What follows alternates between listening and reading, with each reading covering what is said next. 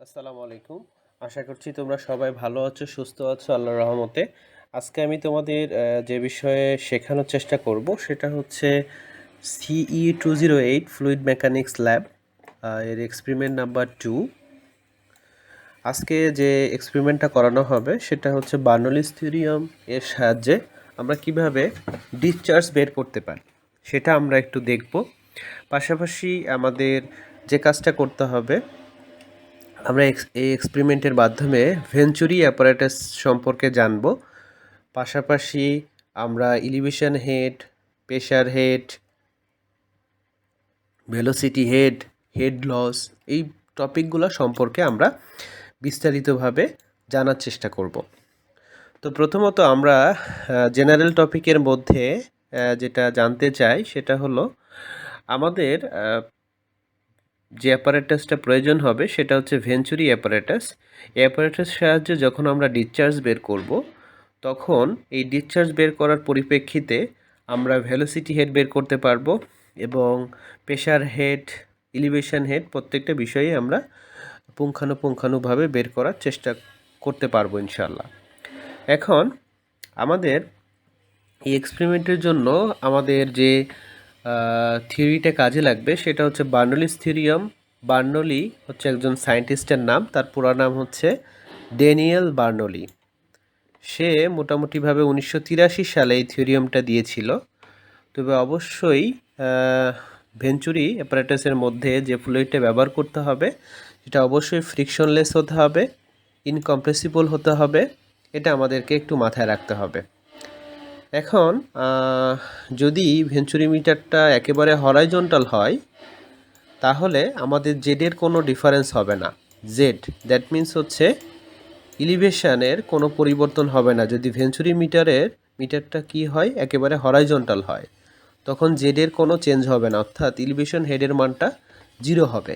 তবে আমাদের যে ভেঞ্চুরি মিটারের যে পাইপ, সেটা যদি কি হয়, ইনক্লাইন্ড হয়, তাহলে সেই ক্ষেত্রে আমাদের জেডের মানের কিন্তু অবশ্যই ভেরিয়েশন হবে। যদি এটা হয় আমাদের ডেটাম লাইন, তাহলে এটা যদি আমাদের পাইপ হয় তাহলে অবশ্যই এদিকে যেরকম জেড হবে এদিকে সেরকম জেড হবে না, আবার এদিকে কিন্তু অবশ্যই জেডের পরিবর্তন হবে, মানে এক কথায় হাইটের কিন্তু পরিবর্তন হবে।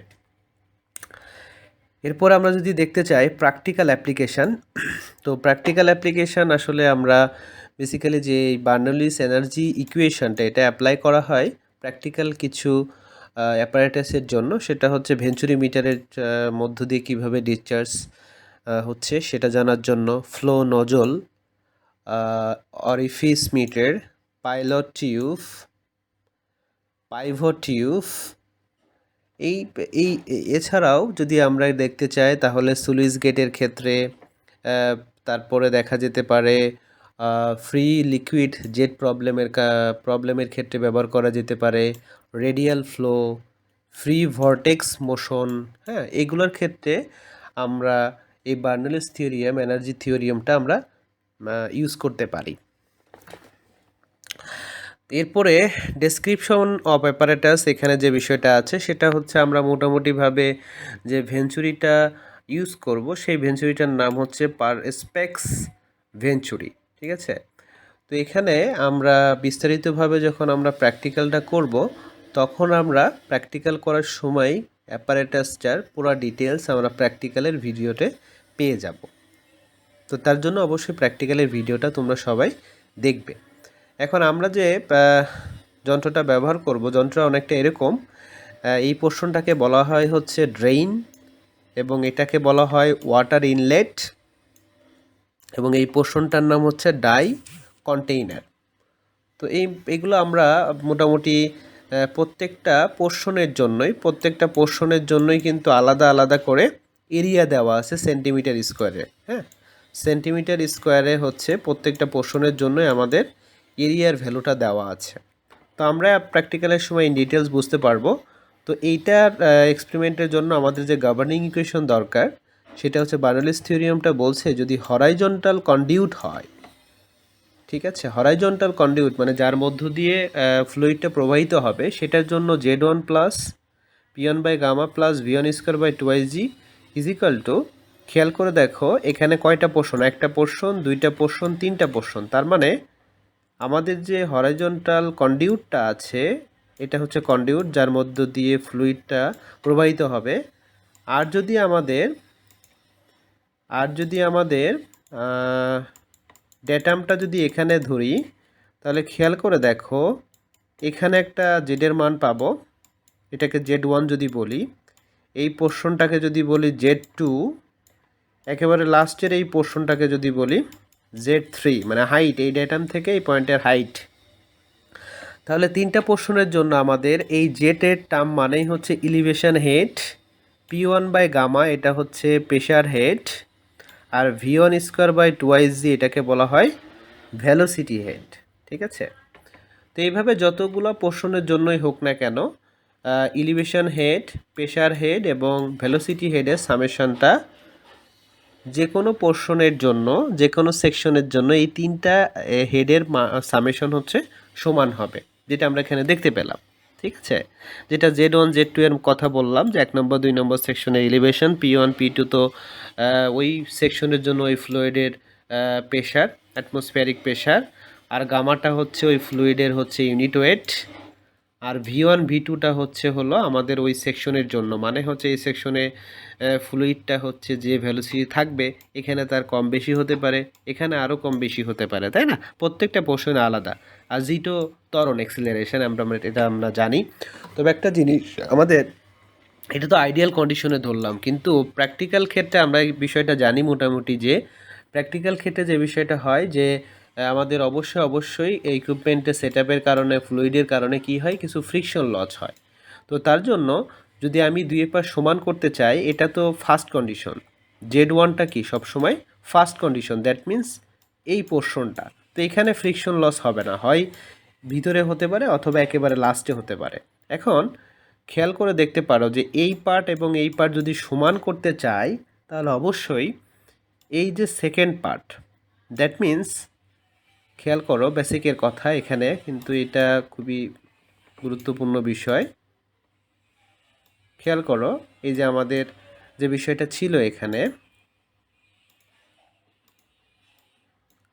খেয়াল করো, এটা ছিল 1 নাম্বার, আর এটা যদি আমি 2 নম্বর ধরি, এখানে তো কোনো ফ্রিকশন লস নাই, কিন্তু এর ভিতর দিয়ে চলার সময় কি এখানে একটা ফ্রিকশন লস হতে পারে।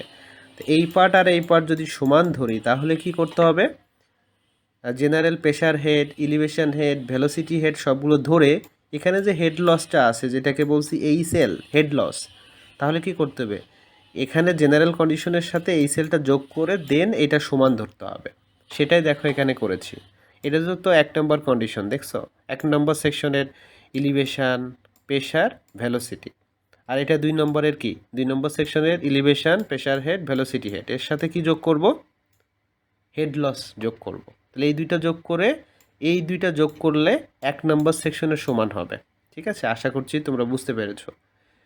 এখানে মোটামুটিভাবে আমরা জেডের মানটা আমরা চেঞ্জ করতে পারবো। জেডের মানটা চেঞ্জ করে আমরা বিভিন্ন রিসপেক্টে এরিয়ার মানটা চেঞ্জ করে বিভিন্ন রিসপেক্টে হচ্ছে ডিসচার্জের মান, এরিয়ার মান চেঞ্জ করে বিভিন্ন পজিশনের জন্য কিউয়ের ডিফারেন্ট ভ্যালু আমরা ডিটারমাইন করতে পারবো। ঠিক আছে, তো প্রসিডিউরটা মোটামুটিভাবে আমরা প্র্যাকটিক্যাল করার সময় প্র্যাকটিক্যালে আমরা দেখার চেষ্টা করব।